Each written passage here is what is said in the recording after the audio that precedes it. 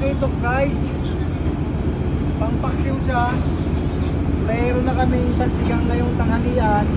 Baka ito sa hapunan. Paksiw tayo sa hapunan. Ayan. May panauhin ho kayo mamaya? May bisita kami mamaya kaya sumalengke ako.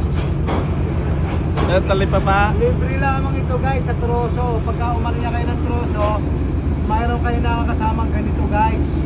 Yeah. Talakitok, iba't ibang klaseng isda. Minsan may tilapia. Tilapia may ang galunggong. ganda. Ayan. Talakitok kayo. Magkano bang kilo din sa Pilipinas?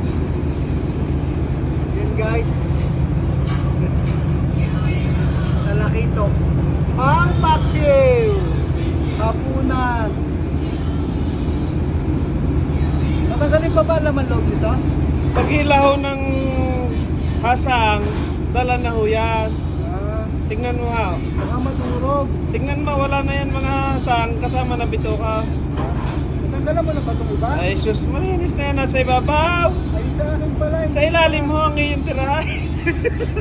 Ay malinis naman. Yan na, double diet.